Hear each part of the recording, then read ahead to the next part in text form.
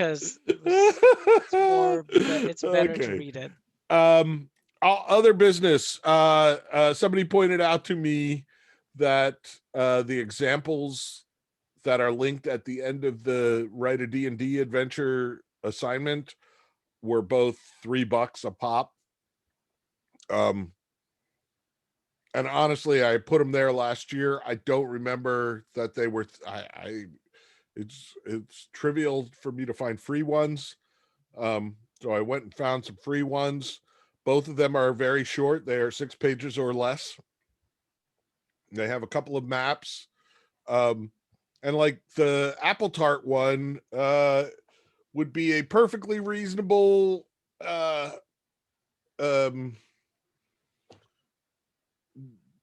thing to turn in for this assignment, like if that person were in this class. So you can see there are drawings. They're not super professional drawings, but they give you a sense of it all. So go look at them.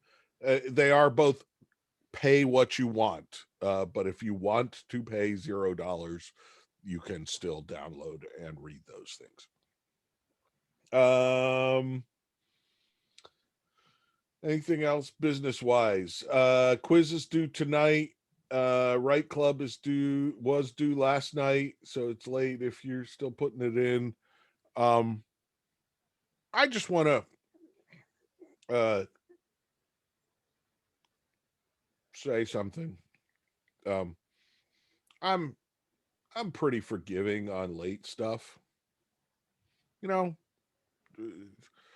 it takes me a while to grade things, and then when I feel like I haven't gotten the hero's journey stories done. Varun, have you gotten the hero's journey stories done? Yeah, I'm almost done. I just need to publish the things. Okay. So I haven't done them yet. Oh, by the way, nice job, everyone. Oh, good. Varun likes them.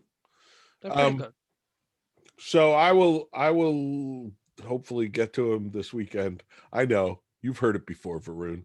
You're still waiting for those pale fire papers. I mean, do they even exist anymore? You Yeah, know? I could go in right now. I can pull it up. and then give me the failing grade. Yeah, it could change your grade. Anyway, so I'm pretty lenient with late stuff. But like in the syllabus it says that I will charge you 5% of your grade for every 24 hours that you could have turned it in, but you don't.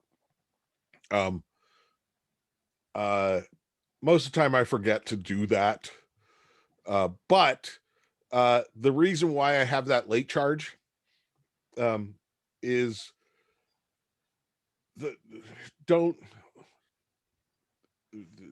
and the reason why I threaten you with don't turn in things late is so that you don't on the last day of class turn in all the work for the entire course. So because then they give me 2 days to get your grades in, and then I have to read all of the work for the entire course in the weekend that I have to get the grades done. That's not a fun weekend for me. So please don't do that. Please don't wait till the end. Heck, I still have to do half of last week's Write Club, which has gotten away from me. Usually I do it on Wednesday, but on Monday I get through 3 p.m. class. Oh no, you guys, I got all the 3 p.m. class. So 3 p.m. class is done and half of 4 p.m. class is done. And then I pick up the other half of 4 p.m. on Wednesday. And this Wednesday I got vaccinated and fell asleep. So still have to do that. There is no class on Monday. Right. So do not come to class. If you start up the Zoom room, I will not be here. I know it's disappointing and difficult to go a whole day without, but we'll manage. It is Patriots Day here in Massachusetts.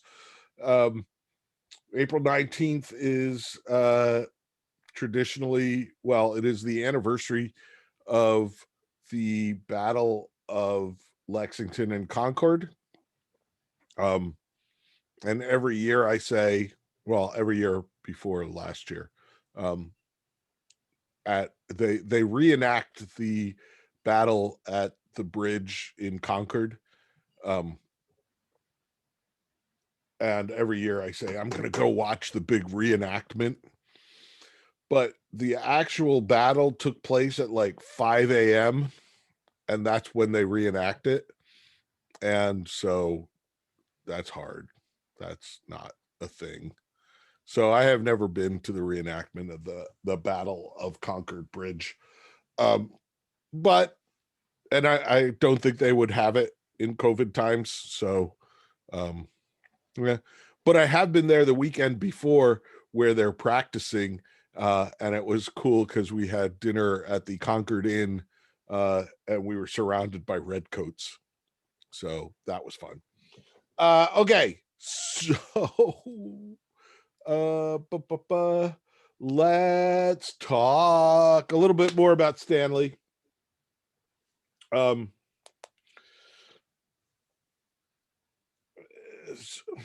So Stanley Parable is, well, it's dependent on your knowledge of video games, isn't it? That many of the jokes, right, are dependent on that you at least are familiar with the culture of video games. And at this point, when did Stanley Parable come out? Where is it? Let's pull up Steam. Stanley. No.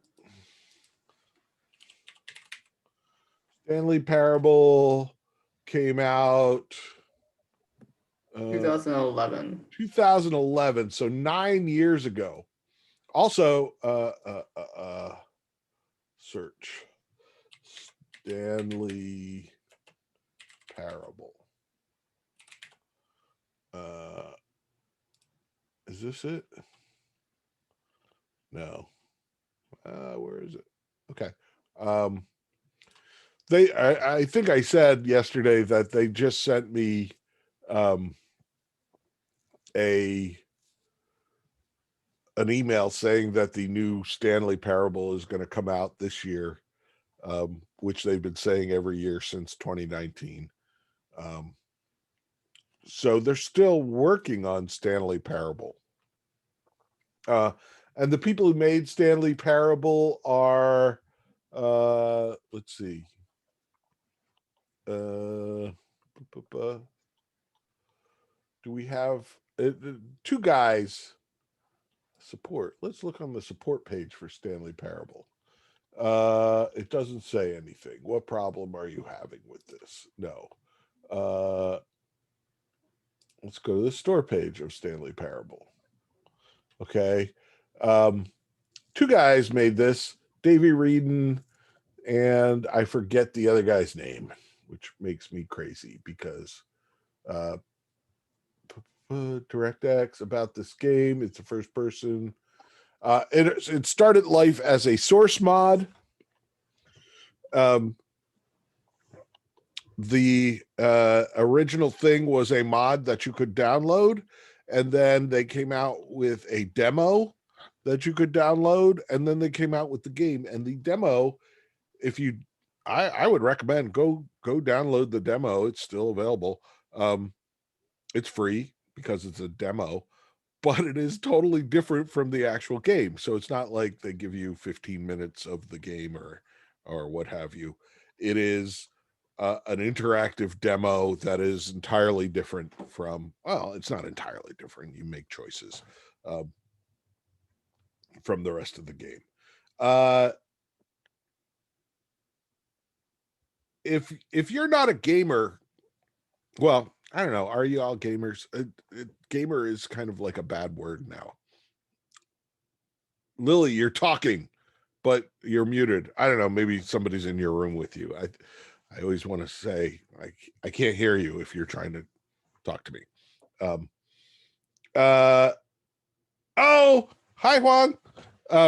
Thank you. So is like, if you gave this to, the controls for Stanley Parable are very, very simple, right? You walk around and you can click on things. So theoretically, anybody can play Stanley Parable. I could put this in front of my, well,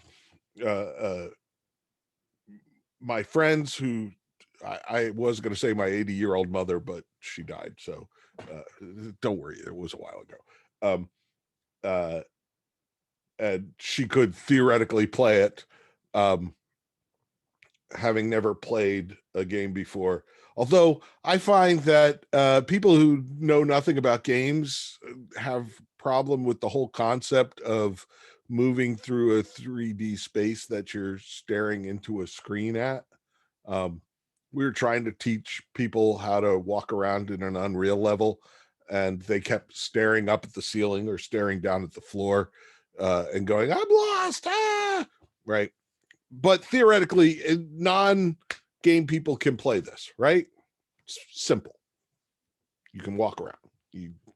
Everybody understands you can go left or you can go right. You can go through this door or through that door. Would it mean anything to non-game playing people?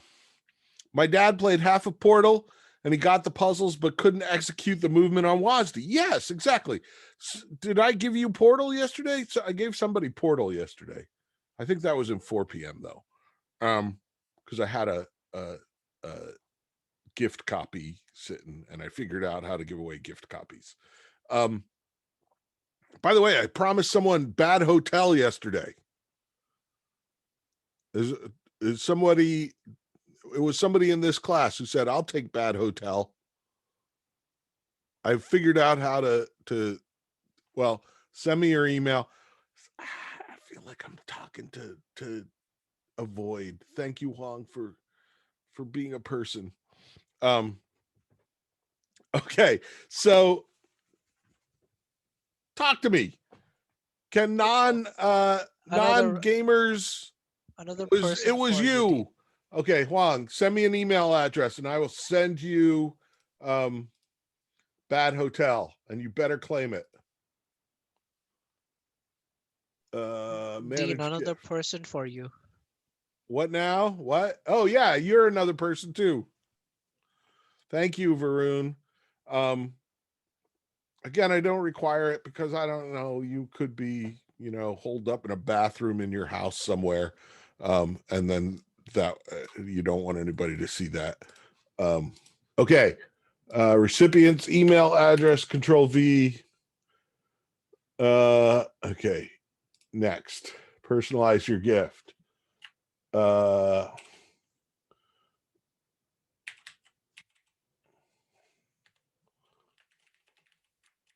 You win. Game on. Dean. Send. Okay. You should get an email from Steam. Oh yeah. Connor isn't good. I think if you follow the narrator's order, you could get a different message about free will in modern work environments. Thank you. Even if you don't play video games. Yes. I press the right buttons when the software tells me. But the whole point is to break out of that, right? To elicit free will. And over again, the game tells us that we have no free will. Do we have free will?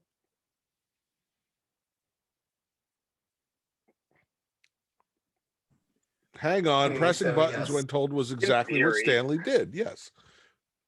Somebody talking? Somebody? Yeah, I said in theory we have free will. Yes. Rose says yes. Bryce says yes. Ethan says yes. We have free will. Part of free will is choosing not to play the Stanley Parable for 5 years. Correct? The broom closet exists. So yes. We can go places where the game tells us not to go, or the narrator tells us not to go. And the environment changes accordingly. So we've got this kind of wonderful feedback loop of, and that's what's so surprising is and interesting about the Stanley Parable is we feel seen, right? When we choose not to do what the narrator tells us, the narrator somehow knows that we didn't do that and responds, right? When we keep screwing with the broom closet changes from play to play, and responds to our choices. So one of the wonderful things about games is that we have this freedom, right? RIP. Yeah, the broom closet exists. He boarded it up. Yes. So the hard part of computer games, of writing stories for computer games, is giving the player free will, right? In D&D, if you choose to go, well, you're fighting, you choose not to fight, but you choose to talk, right? I have handled this situation in a way that was unexpected. I have free will, right? And the DM, being another person, can react accordingly, and make stuff up. And I make stuff up all the time, right? In fact, my current campaign, I was like, a couple sessions ago, they told the pirates were about to leave, and one of the they had just stolen stuff off this big old freighter that the characters were working on, and one of the characters said, "Take us with you," and that was exactly what I wanted them to do, right? Is say, take us with you. So the pirates agreed to take them. Well, the pirates took them all hostage, right, and shoved them in a room. And afterwards, I was talking to some of the players in another environment, and I was like, I was afraid I was getting too railroady with you guys, that you that I wanted you to go with the pirates, and I was forcing you down that road. And they're like, you wanted us to go with the pirates? I thought we were totally off the reservation with that. I thought it was the adventure was that we stay on the freighter, and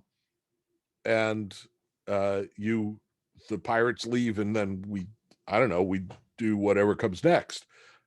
And I was like, no, you on the freighter, or you on the pirate ship is exactly where you're supposed to be. And they're like, well, then why were you drawing like the map as we went? And I'm like, because I didn't think you'd get that far this week, and I hadn't prepared it.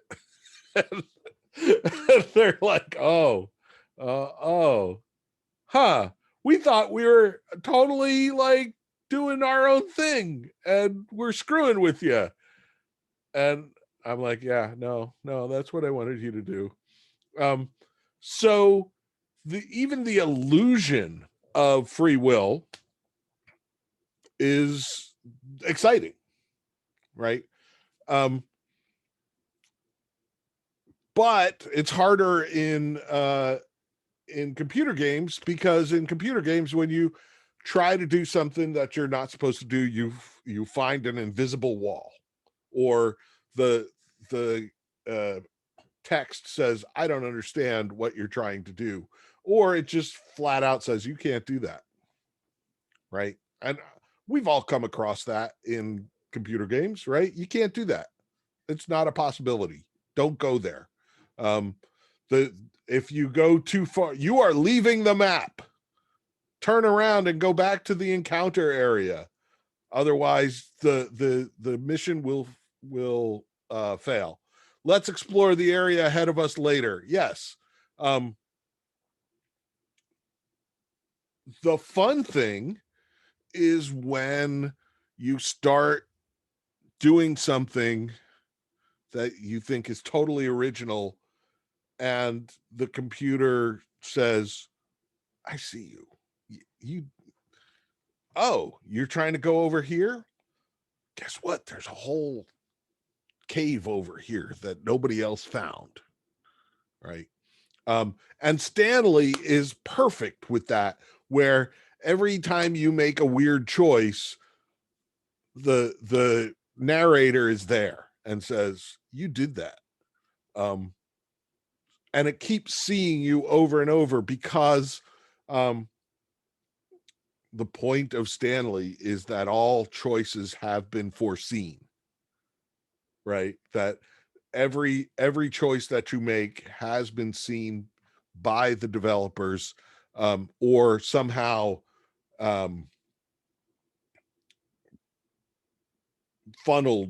they've funneled you into doing things that they know it's possible to do. And some of the things, there are 19 endings. I have not seen all 19 endings. But because some of them are hard to find, because I haven't thought of what to do to get that 19th ending. I am not going to save the baby for 4 hours in order to see that ending. I could go on YouTube and pull it up. You can, if you make a controller for it. Sure. Yes. Okay. So Stanley Parable comes out. It was a demo, or not a demo. It was a free mod, and I played it when it was a free mod, and it was fun. It wasn't as complicated as this. And honestly, when they said, we're gonna put this out as a commercial product, the general reaction was, wait, we already played that for free. Why would we pay you to play it again? And their reaction was, more endings, better. It's going to look better. It's going to be better, right? And it was. And so everybody bought it. It became an indie darling. Many of you have played it. It is 9 years old. Did you play it when you were kids? Was that a thing? Yes. Huh. Okay. It doesn't seem to me that it would appeal to kids. It seems a little, I don't know, dry for kids. Anyway, so Davey Reedon becomes famous, an indie darling, come to GDC, talk about Stanley Parable. What's your next project? Blah, blah, blah. And amazingly, the things that make you a good game developer aren't necessarily going to help you deal with being a famous game developer. I think I played it on my uncle's computer or my dad's. Okay. So did you then, okay, so let's check. Store, when did the Beginner's Guide. When did the Beginner's Guide come out? To 2015. So 4 years later, the Beginner's Guide comes out.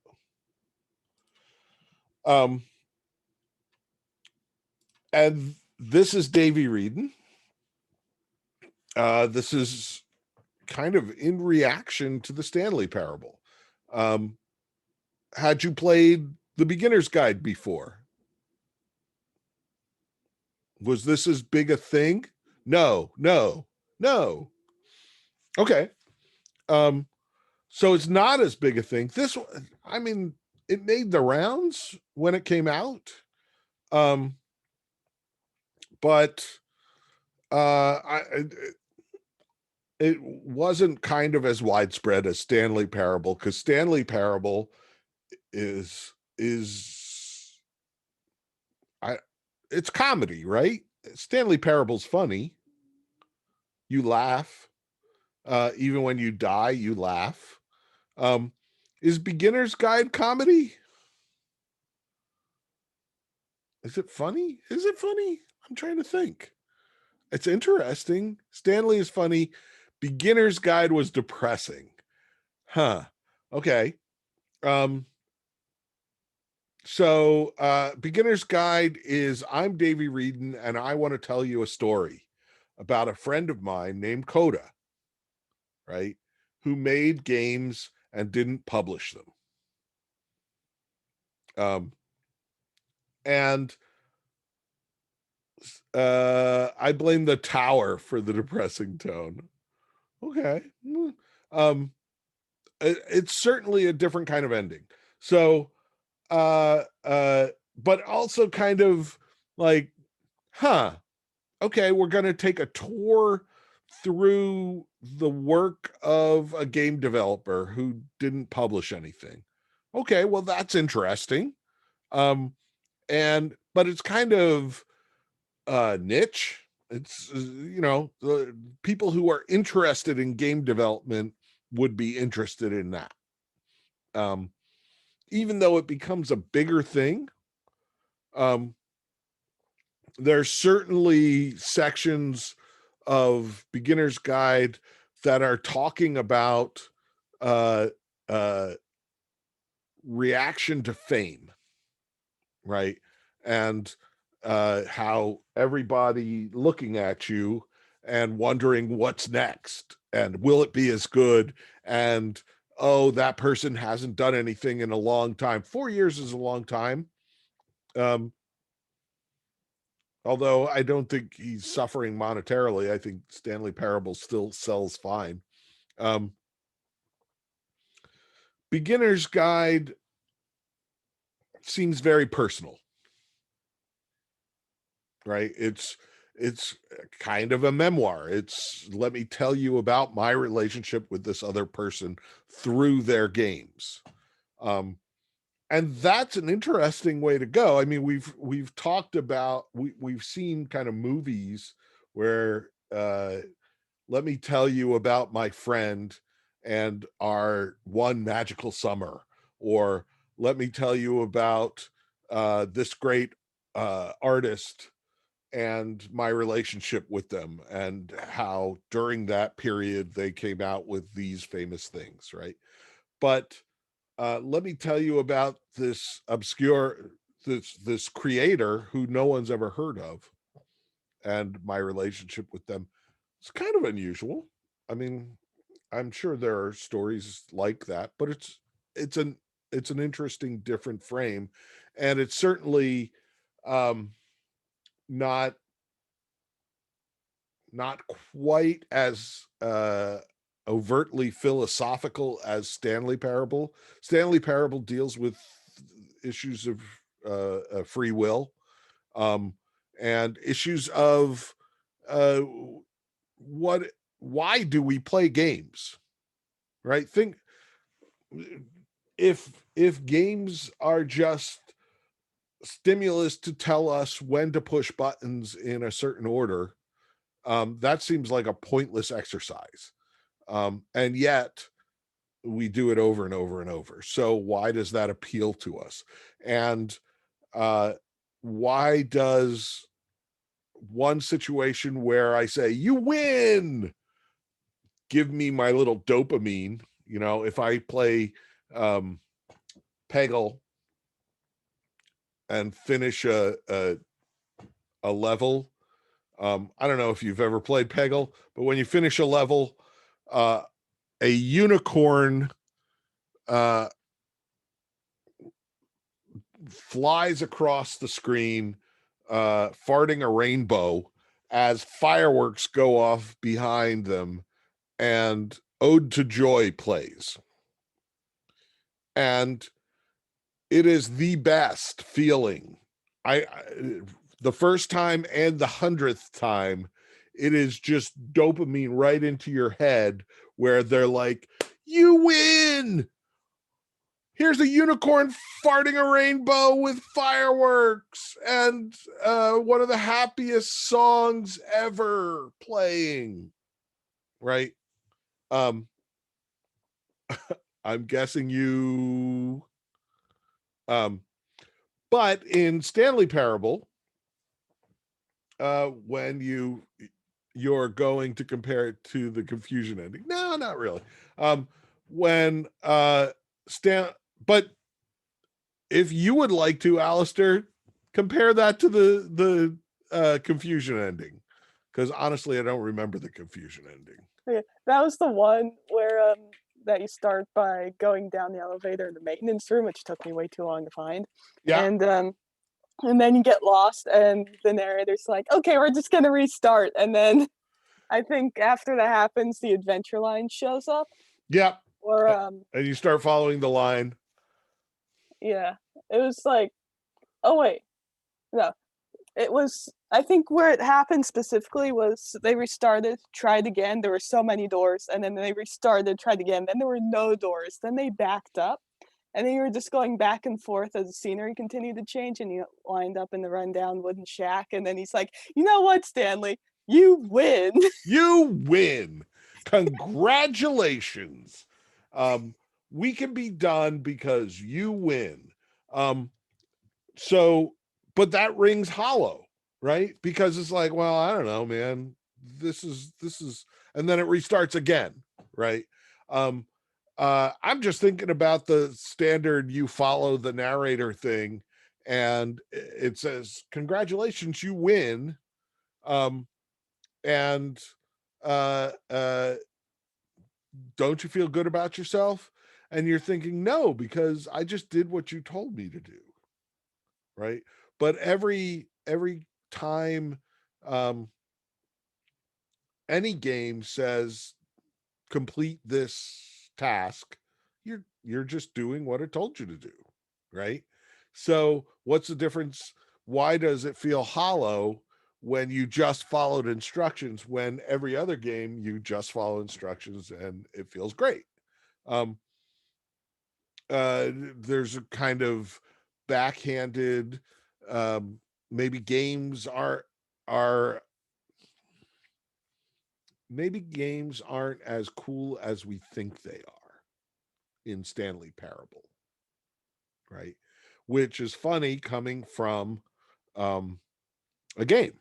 So it becomes a postmodern commentary on games, where it's kind of saying, why are you playing games all the time as you're playing a game? So the big Coda makes games. Coda has themes within his games. And the interesting thing in Beginner's Guide is you find out that Davy Reedon as a narrator is unreliable, right? Reedon lies. Mm-hmm. Does he? Am I wrong? No, nothing. Reedon modifies games It's how he saw things. You mean how Reedon saw things? Every time you see the lamp, Reedon has modified Coda's game. Yes, the lamp was a lie. Reedon has put the lamp in. And part of that is, and Reedon constantly says, well, here's a maze that is practically impossible to solve, and here's why it's practically impossible to solve. So we're just going to skip ahead, right? And takes you past that. So that's modifying the game because it's not Coda's vision, it's Reedon's vision. Coda would apparently want us to struggle in that maze for hours and hours and hours.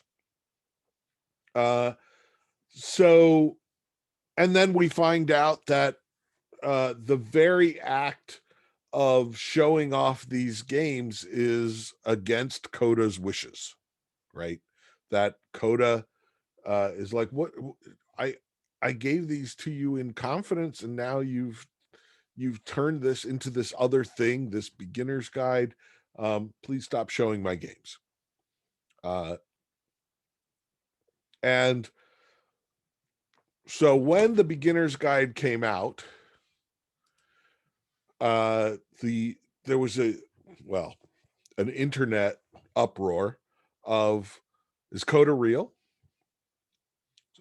I'm going to ask you, is Coda real? No.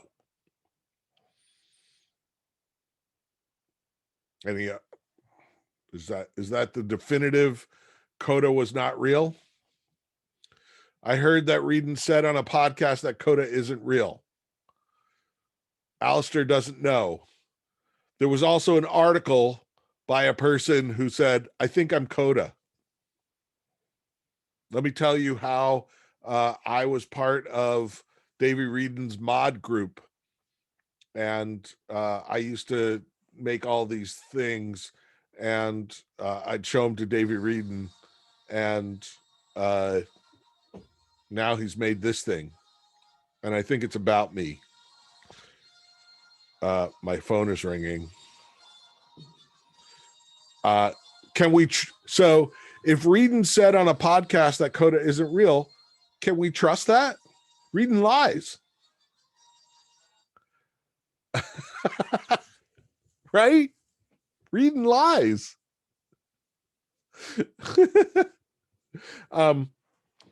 So honestly, I'm inclined to think that Coda isn't real, but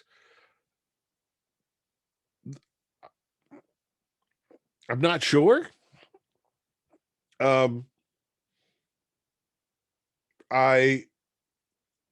I think it's likely that Coda is some amalgamation of many people. There are legal problems if these games were actually someone else's. Yes, there are. I think that all of these games are not made by Coda. They are all made by Davey Reedon. But I hesitate to say that there is no one out there who doesn't follow the model, doesn't somehow fit. Like, I knew a person who made a whole bunch of games and who showed them to me, and they were cool in many ways. And he never published them or showed them to anybody else. And now I'm going to make a game about that using games I make myself that are in the same mold. I think that's quite possible. Where you get the germ of an idea from real life, because that's what writers do all the time. I knew this person once who did this, and even though the rest of their personality is totally different, I am going to use that as a character in my work, in my fictional work. I steal from life all the time because that's how we make true things, right? That there is a person who does this. So I am going to make this fictional person do this. And, you know, I can change the sex, I can change the age, I can change everything else about them. But that one little germ of truth is still there. So Dr. Langeskhov, free game, only took what, 15, 20 minutes. Last time I tried to get all the collectibles and turned out I wasn't even close, which was depressing. Only one ending, but much funnier than Beginner's Guide, right? And so part of me sees, well, Stanley is funny and philosophical. Beginner's Guide is philosophical, not funny. Dr. Langeskhov is funny and not quite so philosophical. It still talks about fourth wall breaking. And the idea that there is a backstage at every video game. How long did you spend staring at the loading screen? The idea that every video game has a backstage and that we're just waiting. We have this whole cast of characters, and we're waiting for a player to stumble in to enact our roles is a kind of philosophical, all the world's a stage. Video games are just a different kind of stage. And now here's a game where we get to wander around backstage in a video game. That's all sorts of fun. The idea that things go wrong, and so we have another narrator. Notice all three of these have narrators, different kinds of narrators. First, an omnipotent narrator, then a unreliable narrator, and now we have the put upon I've got too many things to do stage manager of a narrator, right? Hey, could you do this? Things are going wrong. Oh, I gotta go deal with something else. Wait, why are you still there? Could you just press the button? Could you press the button? I don't know how long you screwed with him when he asked you to do something and you didn't do it. Dr. Langeskhov is much more linear, right? And, you know, it doesn't have kind of the scope of either. Yes. Thank you, Alistair. You tried every step of the way to screw with the stage manager, not do what he says, go back. I think I jumped on the table over and over and started kicking things off the table. And he's like, oh, yeah, you could just wreck the room instead. That's something you could do. Okay. I still need you to go through the door. Right. That's all sorts of fun. In the end, I don't think Langeskhov has anywhere near the impact of Beginner's Guide. You were streaming Dr. Langeskhov to some friends and they thought that me immediately hanging up the phone was me doing it on purpose independently. Yeah, well, you can hang it up. You can screw with them. It's fun. It's fun to screw with him. And he can't make you do it. And he's a different kind. Like in Stanley Parable, the narrator always feels, even when you're screwing with him, he feels like he's going to get you back. Oh, you're going to go that way? Well, you'll regret it. Like he knows what's coming. Whereas the stage manager in Langeskhov is very much, hey, could you do a thing for me? Yeah, there's a tiger eating a person. I'm sorry. Let the tiger. No, don't let the tiger. Oh, geez. Oh, so it goes for comedy. It goes for quick jokes. There's a place for comedy, and a time for comedy, and it's fine. But in the end, I don't think it has nearly the impact of Beginner's Guide. But that's me. You may have different thoughts about it. Okay, so we will not be meeting on Monday. Have a great weekend, 3-day weekend. Enjoy your Patriots Day, and I will see you on Tuesday. Okay, bye.